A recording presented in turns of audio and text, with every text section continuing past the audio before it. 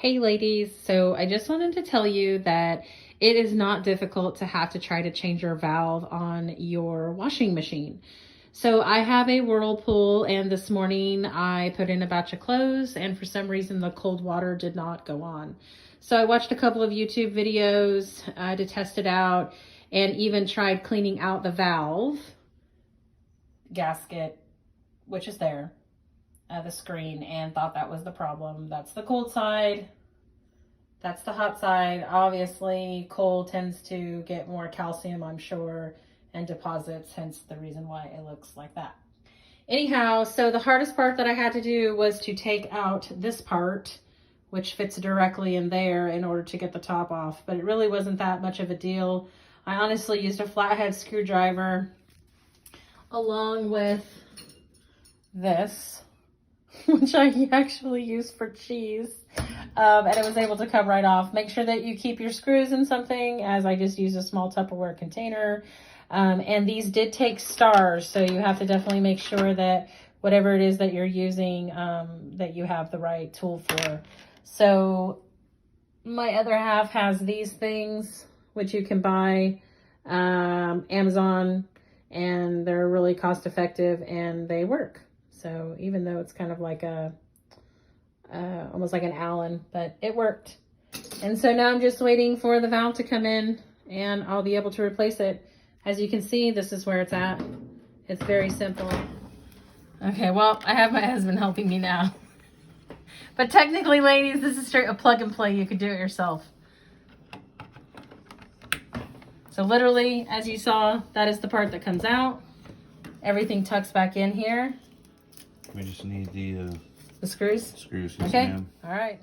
So just to compare the two, as you see, that is clearly a valve that has a lot of sediments in it. This is what it should look like.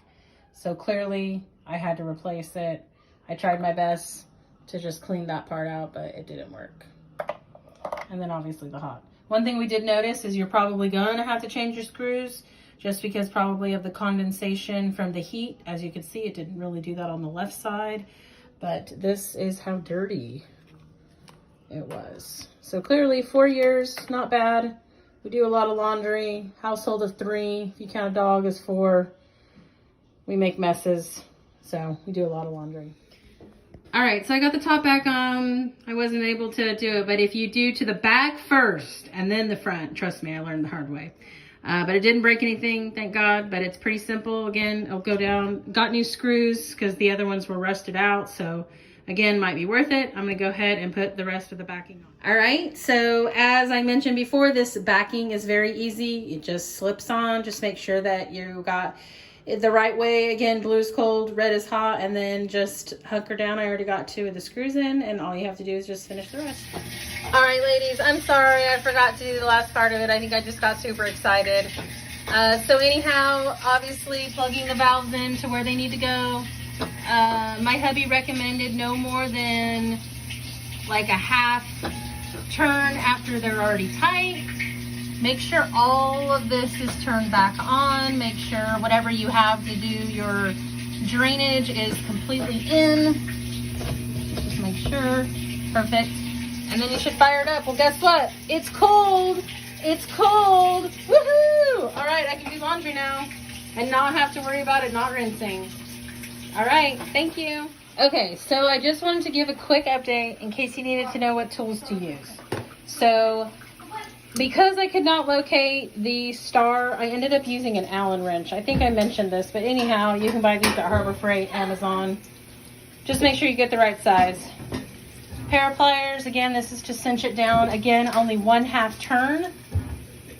This is what I used in order to get the back part up so that I could get to the actual electronic itself, which remember, I also said I used a cheese thing that I have in my drawer that I won somewhere.